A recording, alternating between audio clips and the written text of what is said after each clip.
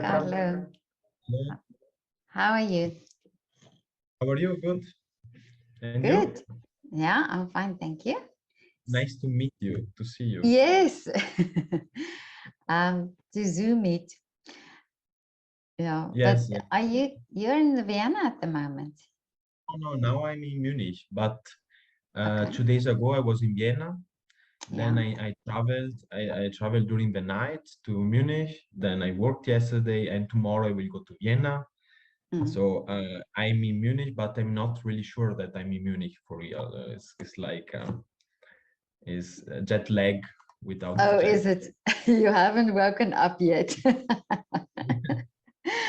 it's okay.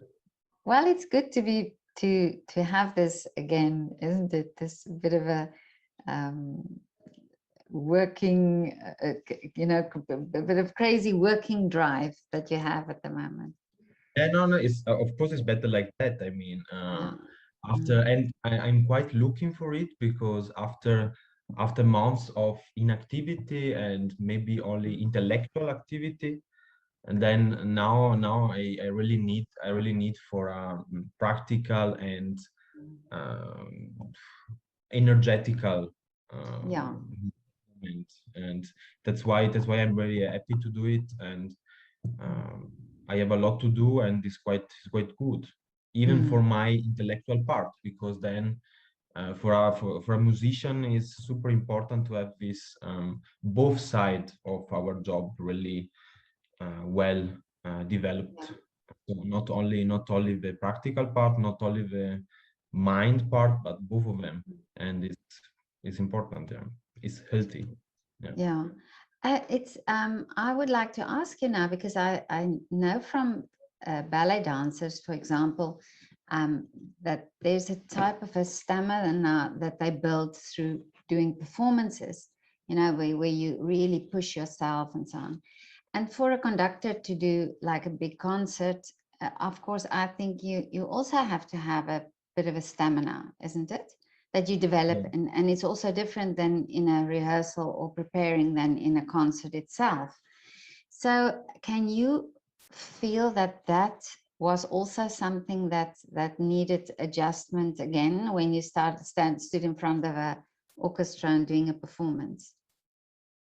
That's a good question, and actually I cannot answer yet because I didn't do a concert after Oh, okay. this on the 5th of July will be the first concert. Okay. I did so for the same concert for l'Impresariodellecanarie I did in end of April. We did a Aufnahme, so a recording. That's not exactly as a concert. But for example, what I really know from for singers, this stamina things you spoke about, for singers is quite, I mean, it's really important. And because they have to act, they have to sing, so they do music with their body. So for them this moment after the lockdown will be particularly interesting to check how is the development and the stamina things. For conductors maybe is easier because okay, we have to move our body, but actually the mm, conducting comes from the mind. Oh, That okay. the mind has to be held. The stamina that we need is our mind. It is in our mind, because a good conductor can conduct only with one finger. And of course is for the body, of course is a lot of work, is difficult, and we need for energy, but actually it's more important to be fixed and centrated with the mind, and then we have energy with it. It's quite interesting to check, for example, when I conduct and I'm not sure about what I'm conducting or what is the musical idea, and when I'm not sure, I'm super tired after it. Like Really? after 10 minutes, it's like I run for 1 hour. If I'm really sure about what I want, if I'm really sure about what is the musical idea, the goal, the work together, what can I say, then I can work for hours. That's very interesting. I never thought about that. Yeah. Yeah, yeah. But but tell me about this new the concert that's Yes, happening in Vienna. yes, hopefully, hopefully, because next week it's written that it's raining, but we hope that it will be a sunny, beautiful day. Yeah. And yes, it's a little opera, it's an intermezzo, a Baroque intermezzo, like La Serva Padrona, to say an famous example.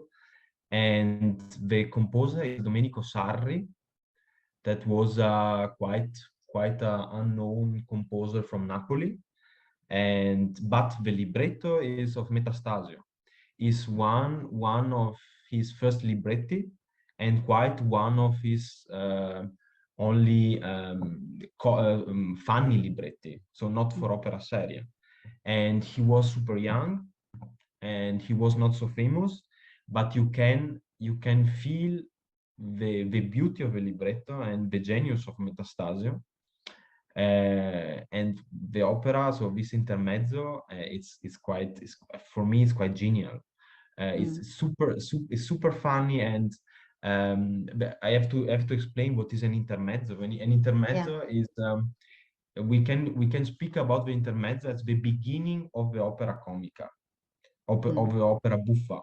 Until the 1700 something, there was only the opera seria, so with serious themen about mythology, yes, quite only about mythology. And but from the beginning of the 1700s, so the 18th century, some composer starts to compone little comics and buffo little opera inside the opera seria. So we have, for example, two acts of an opera seria, first act ending, and then we start with the intermezzo, and then second act. For if the opera is longer, if the opera, for example, this Impresariodellecanarie was written as intermezzo of Di Donna Abbandonata of Sarri and Metastasio, same composer, same librettist. The year is the, yes. Do they then have a connection with the opera? Is it? That's a really interesting question, because not always in Napoli. In Napoli, there was a connection with the opera, not always. But in this Impresariodellecanarie, there are some moments when you can check that there is a connection with the opera seria, and you can imagine that makes for the publicum even a bigger effect, because they are speaking, and they are satirically, of course, and it is funny in a funny way. They are speaking about the opera seria. And the entire Impresariodellecanarie is a parody piece, is an ironical piece, and the thema is theater itself. Oh, okay.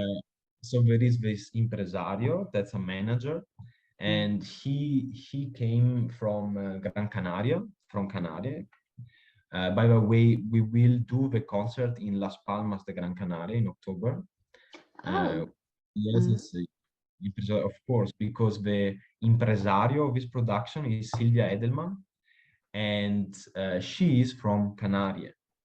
And I see. Yeah, Okay. and I find really funny, really interesting that is a theater piece speaking about a theater, so speaking about theater, and the impresario of the piece is from Canaria, like our impresario is from Canaria. And I find these little games of meaning and connection really funny, and an inspiration. Yeah, but was it in a way planned like that? Yes, she planned it with Ottoedelmannsociety. Yeah. She planned it as so they did the Plus Opera in Vienna with Ottoedelmannsociety. They do every year an opera, a little opera. They did last year Hansel and Gretel, and this year L'Impresariodellecanarie. And I think Silvia made herself a birthday present, because we did Oh, the I see. concert. We did Yeah. the concert for the recording. Of course, for the pandemic, we couldn't do the concert, but we did the recording on her birthday. Oh, I see. So it's like everything connected, and I find it really inspiring. Yes, that is wonderful. But it's so good to know that, you know, Yeah, to know this this it's this the little life story behind. behind it. Yeah. Yeah, yeah, And so back to the yeah. intermezzo. Mm, So there is this impresario. He comes from Canaria, mm, and maybe into Italy, maybe because in Italy we are the best sing at the time we were the best singers, mm, and he wants to get a singer, a diva. The impresario is Nibbio, and mm, the diva, the singer, is Dorina, and he wants to get Dorina for his company. And Dorina is like the typical diva, and is like a little bit with distance, and she said, "No, sorry, I cannot sing, and I cannot sing in your theater because you are in Spain." And the impresario Nibbio says, "Oh, come on, don't worry. The libretto hasn't to be understood. mm, So it's not important to understand the libretto." mm. And all these ironical and satirical phrases that comes, for example, the relationship between impresario and singers, or how the singer trades the music, or how the composer writes the music, uh, at the time was quite a common theme. For example, 4 years before the premiere of the opera, so 1720, in Oh, yeah. Venezia, Benedetto Marcello wrote a little libello, so let's say a little traité, a little book Mm, about music, Il teatro alla moda, mm, and it was super ironical. For mm, example, he said the composer must not know about music or about the singer's voice. The mm. singers have to come late to rehearsals, or the singers, they cannot know anything about solfeggio, because if they do, then they cannot sing properly. I mean, it's super Yeah, funny. yeah, yeah, and yeah. uh, and there are, for example, this libello of Benedetto Marcello. It's super funny, and I think Sarro and Metastasio knew about this ironical book when they wrote this intermezzo. And for example, there are parody moments about the castrati technique. For example, Nibbio, that's the impresario, wants to show the Dorina how good Mm, is he, about, so he's a musician and he's a poet and he's a genius, and he can do everything. And so he sings for her a recitativo, but it has really to be sung bad, because if you read oh, the note, mm, you can understand that he cannot sing at all. mm. And of course the reaction of Dorina, like, "Oh, beautiful, oh, fantastic." Oh, it's Eh, everything is ironical. but if and he and then can, Nibbio sings for her an aria. yeah. No, but if he can't sing, Yes. then is it really, does he really not sing properly in this piece? Yeah, it has not to be sung properly or Oh, right. I mean, yeah. how maybe I can sing at the time the Mm. singers for the intermezzi, and the singer for the intermezzi, they weren't proper singers. They were actually Oh, more actors. oh, I With see. of course at the time actors had how can I say, preparation as singers a little Mm, bit, but they weren't singers as mm, job. They were actor that can sing. yeah. So you can imagine that actually Sometimes Sarro writes really high notes for the for Nipio, and of course, even a good singer, a good baritone cannot sing these notes like he wrote, super fast, super high, super difficult to, with a difficult text. Then of course has to be sung improperly, and that makes everything funnier, because Yeah. he wants to show himself because he's the genius. Then he sings something, this is terrible, and he listen to it. And Dorina, of course, Dorina wants to be called to Canaria. She said, "Oh, maestro, you are the best," and it's fantastic. But And isn't for it, yeah, isn't it amazing that that humor that you said the piece comes from the 1700s, but that humor can still be understood. Yeah, that's quite Yeah. interesting, because actually the theater world is, we say, it's quite the most conservative world ever, because you can check that the relationships are the same. The way to work are the same, or yeah, how you say it is quite interesting, and is maybe such an ironical piece. Then it can make you think about your job, because and about the relationship with for example, it's interesting. Then you understand that some cliches are cliches because are like the same things in centuries, Yeah. and Yeah. it's quite funny. Yeah, Oh, yeah. that sounds amazing. Yeah, it sounds so lovely. And it's so great to hear the story behind it and the story of it. Yes, yes. Yeah. And there are, for example, if you really know the piece, then there are some little phrases that they can open you up the world of this time.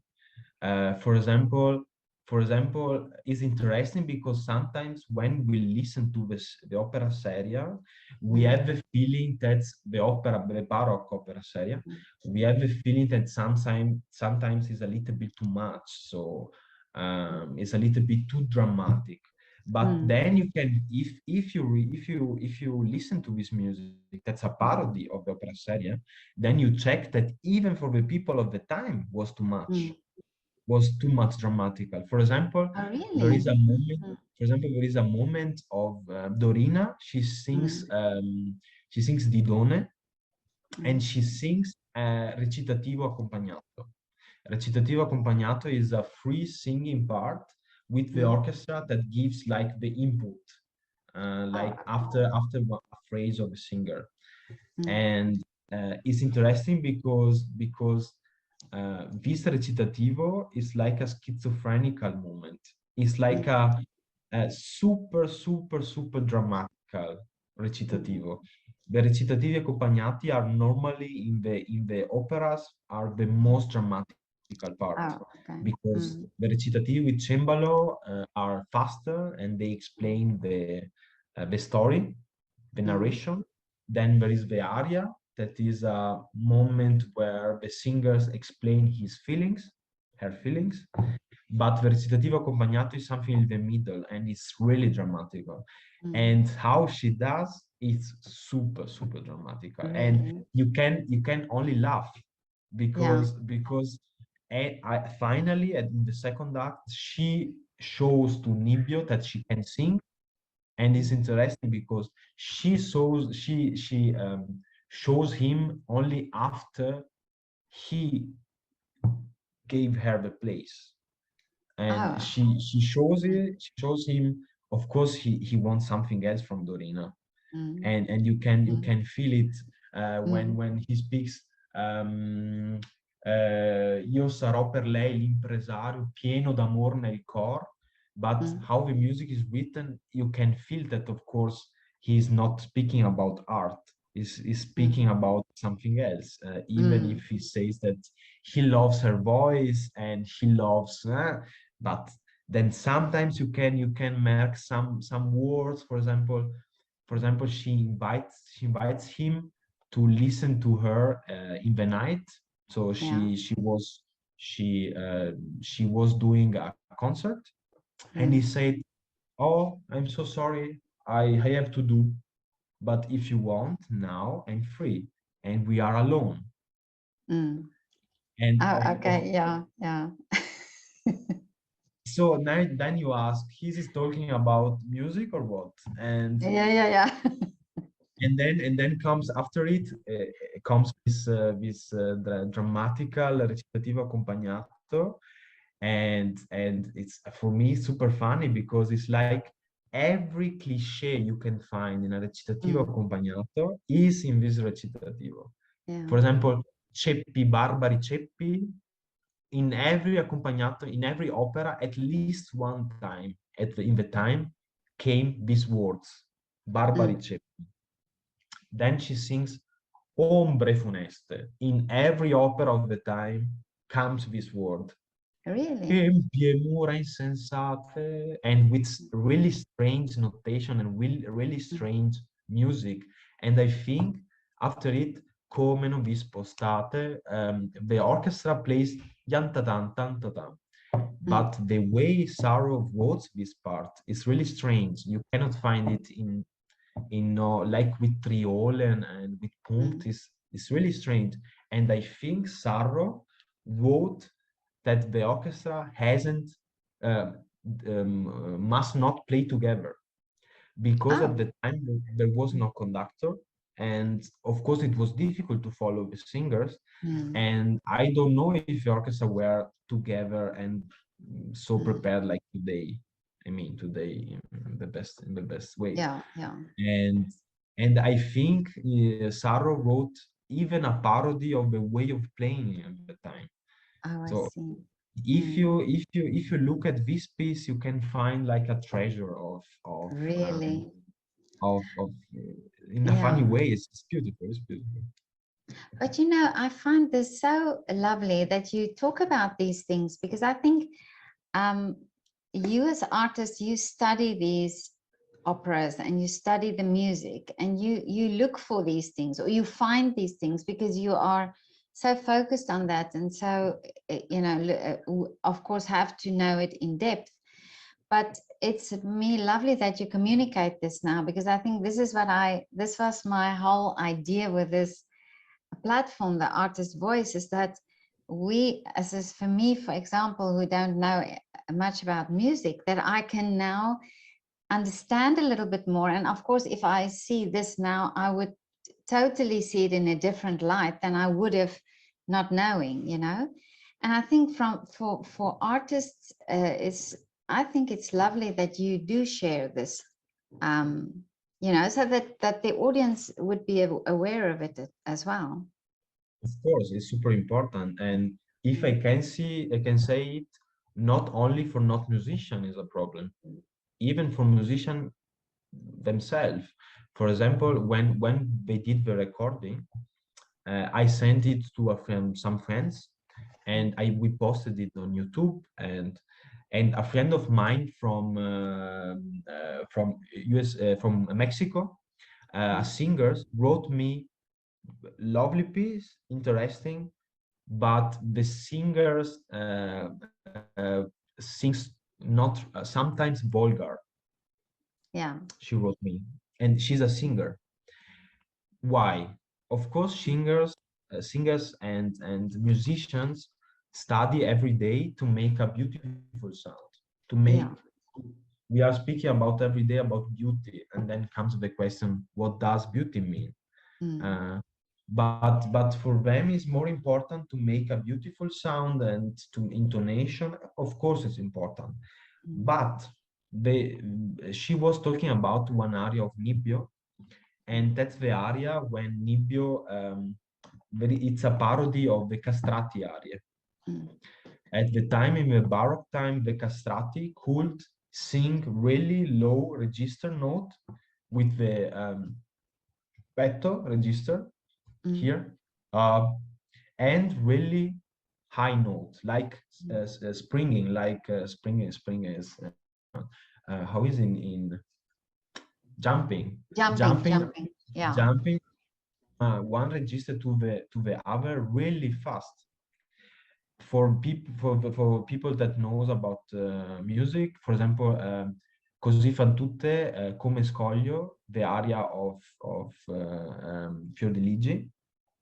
Then there is a moment when she said come cangia accento il cor. Cangia, cioè cangiare is changing. And she jumped from the low register to the high register.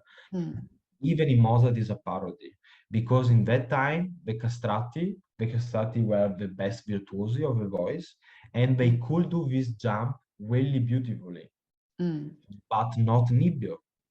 So Nibbio sings an aria as a castrato aria, but is not a virtuoso. Is an impresario that thinks he's a genius, and so you can feel.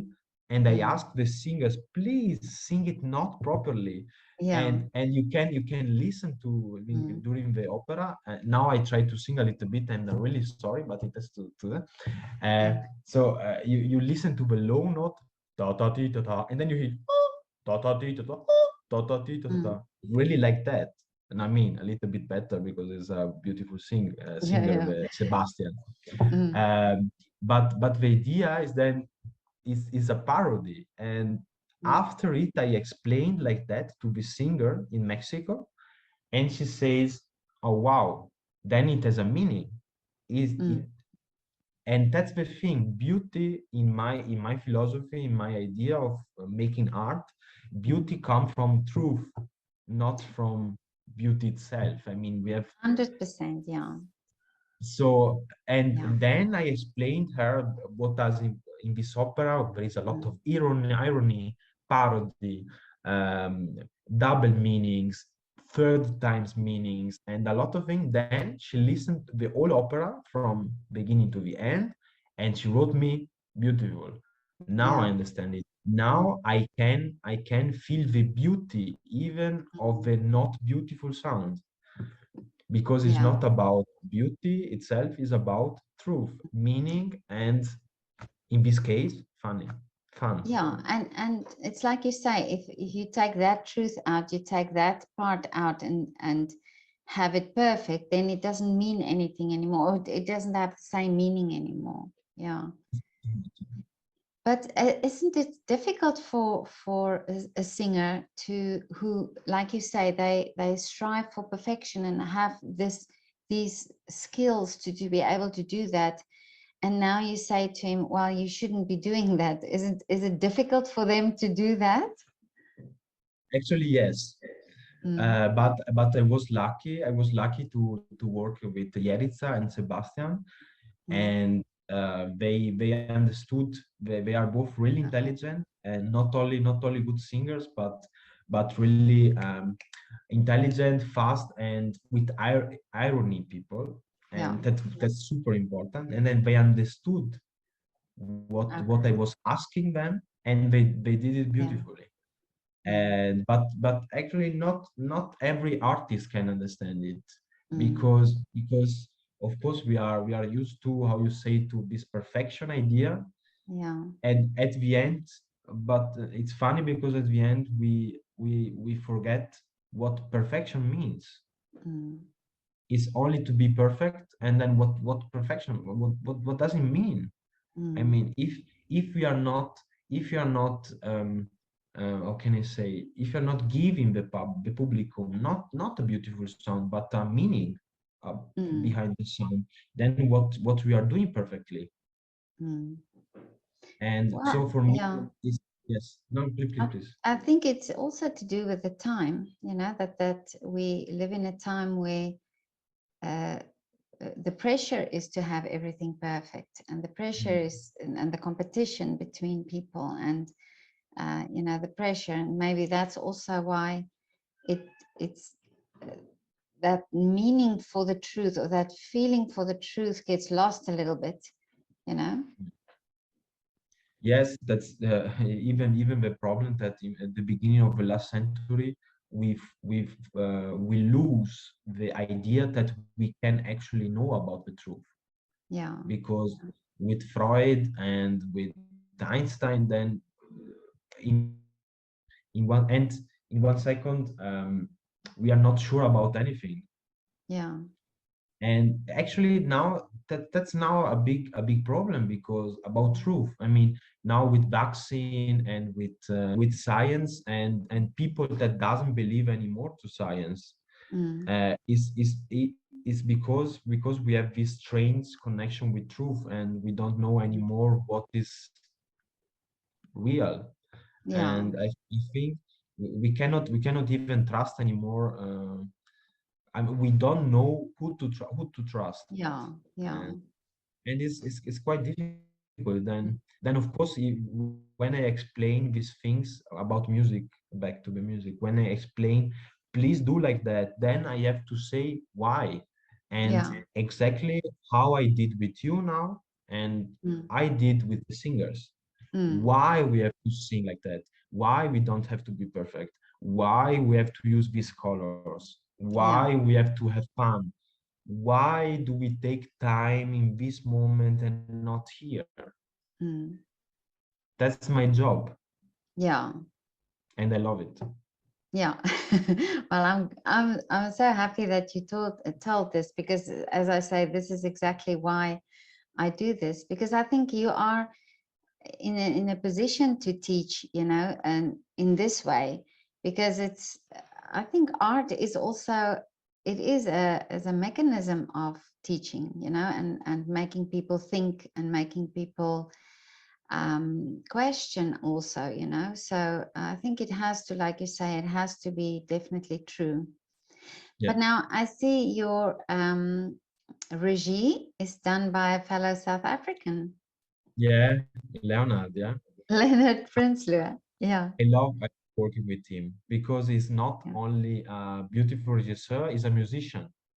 Yeah. He studied composition in South Africa, and he has he can hear better Yeah. than me, because Really. he has an absolute Gehör, I don't know, ear.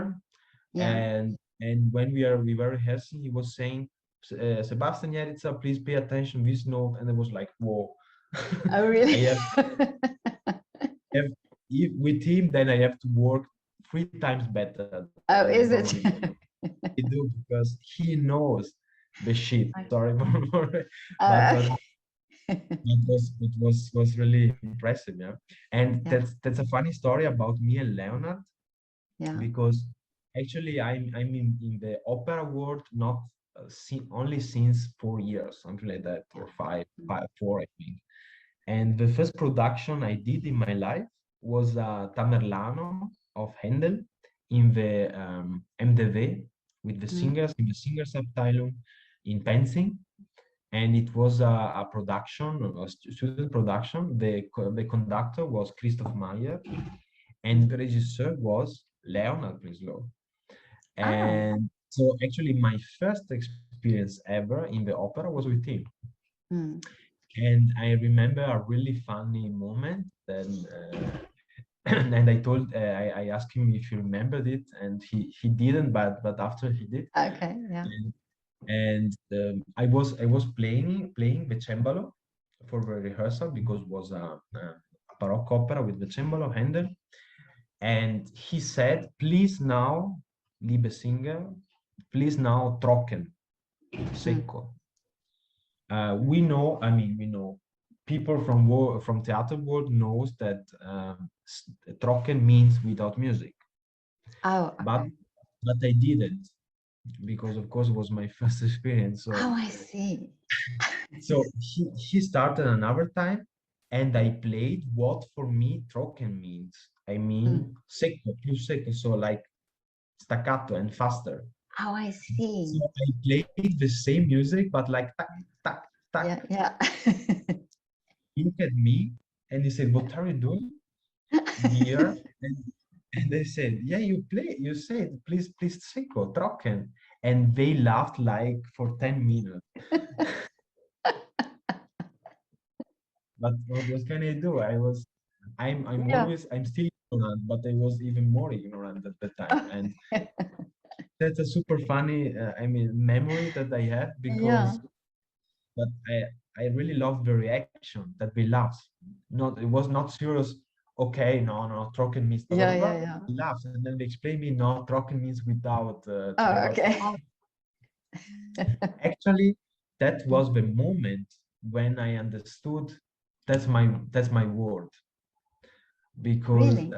yeah, before this moment, I was an organist, and I was working in churches, like playing Mm, for the masters and blah blah blah with organ. And the problem playing organ is that the word is really, I mean, we are talking about truth. mm, I mean, religion is about truth. So it means that everything is serious, everything is yeah. in a box. So Mm, if you make a mistake, it's a big mistake, and if you make a mm, mistake, it's a sin. And and mm, and the thing is that I had a little bit this feeling that if I make a mistake, then it's really terrible, and I'm mm. sorry, and hallelujah. Yeah.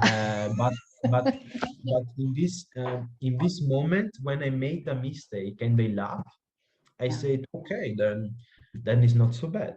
Yeah. Then Yeah. I can even live happy even if Yeah. I make mistakes. Yeah. But that, yeah, but that could just also be a bit of South African humor there from him. Yes, yeah. And then I love it. Then I love Yeah. it. Yeah. Well, I must say, when I took his picture in his window, also the reaction from people, that I realized he's so much loved in this city. Yeah. Yeah, Mm. yeah. So you were in his place, yeah, right? Yes, yes, I Yeah, took his picture as well. yeah. We are rehearsing in this building because Sebastian lives in the same building with a piano, and Yeah. we are rehearsing in this building. So yeah, Oh, that's wonderful. Oh, okay. yeah. Listen, Little. yeah, listen, Carlo, do you have a pre, this is now just off the topic, but do you have a pre-concert ritual? What do you do before a concert? There is one thing that I cannot say here. Yeah, okay. I take my 10 minutes and I eat a banana Yeah. and I drink a coffee.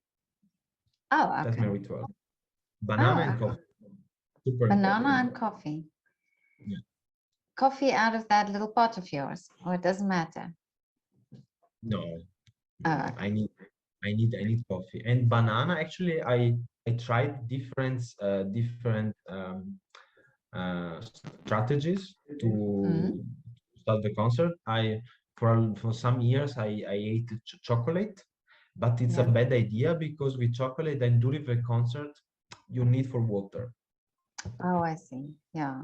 and in particular if you are a conductor, because as conductor you have to breathe Mm, really, with singers in particular you have always breathe with them. It means you need for water, as mm. that's another important thing. Drink a lot of water before the Oh, concert. okay. Mm, Yeah, I think, no, it's really important because maybe someone thinks, okay, it's not so mm. important, but think that can make the difference. Yeah. Oh, okay.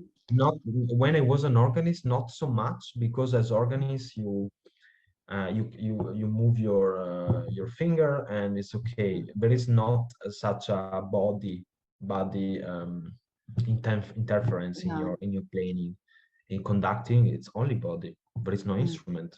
So And in the day, during the day before the performance, do you just relax and not do much? it depends. For example, if I don't know the piece, or I mean, of course I know the piece, Yeah, yeah, but yeah. if it's the first time, for example, I do it, then I really concentrate about the piece. Mm, I cannot do something else. I chill. I try to sleep a little bit longer in the morning, and then I concentrate about the piece. If the piece that I know is really inside me, then I can do what I want. oh, okay. So then For example, for the second or third performance, then it's not a problem at all. It's even better not to think about it. Oh, okay. And then I always ask the women about their dresses and their shoes. And if I don't ask you, then I will be sexist. So I will ask you, what do you wear? What do you wear? Do you have a specific frock, or do you have a shirt or something, or do you just go with what is called for? Actually, that's quite a problem, because conductor have this particular elegant style, can have this particular. So it's a little bit different from the musicians. And actually, I'm looking for a nice Anzug. So with Stehkragen, no, so not like this, but like Korean style, like that. And I'm looking for it since years, and I cannot find one that I like. So, but I conducted sometimes with frac, but I don't find it really comfortable, because you cannot breathe properly. Oh, I Because see. the frac is it closes you here. Yeah. And I feel I cannot be entspannt. So so actually, normally I conduct with a black hemd and Anzug, or only with black hemd. But of course, if you conduct in Musikverein, like I won't do in my life, but something like that, then you need for a frac or a beautiful different Anzug. But let's see. Oh, so but there is a dress code for certain places where you conduct. I think yes, but every year a little bit less. I check. Oh, I see. So there is this formality is going down, with the time. Yeah. I saw one concert one time with a soloist with the red shoes, or with so these things. I really don't. Maybe there is something in the Teatro alla Moda of Benedetto Marcello. We have to look about it, about dressing. Of course, there is something about it. Yeah. And I can suggest you to read it. There are in internet, of course, some. It's super funny. Oh, really? And maybe the question you do, preparation before the concert, dress. Maybe there are already here some satirical and ironical answers in this. Oh, okay. The same. It's the same, and that's the most funny thing. Yeah. But Carlo, thank you so much for your time and for all this information. It is so lovely. I hope that when you do another concert, you let me know that we can have another chat, because it's so informative and so lovely that you share that. Actually, so 5th of July, we hope, if it's not raining, in Hofgarten in Skodagasse. There are information in my Facebook page. Okay. And then if it's raining, I don't think so, will be on the 3rd of August, the same concert. Oh, so there is already a second possibility, but it will be on the 3rd of July. And 5th of July, sorry. And then I will work with Teatro Barocco in Vienna. That's a festival about Baroque opera, of course, Teatro Barocco. And the regisseur works beautifully with, he's another priest of the truth, let's say. He studied the books of the time about positions, about dancing, and about Szene, and about dressed. And the singers they sing with Baroque positions. So like always in the publicum, never back, with really open movements and slow movements. And we will do some concerts in August, and we will do La Corona of Gluck, and Benda, Filone e Teone. That's the world premiere. That's a melodram with an actor and orchestra. So it's like the actor something, and the orchestras make a commentar about what he said. It's super, super interesting. Oh, I see. But we will meet another time in Zoom, and we will do another. Yes, please. Yes, I would love that. Because I have to study it before, and then I can. Oh, okay. Okay, so you can have all the information ready. Yeah. Exactly. Okay, So, Carlo. But thank you. and have a lovely weekend. You too. You too. Okay. See you on Monday. See you on Monday. Bye.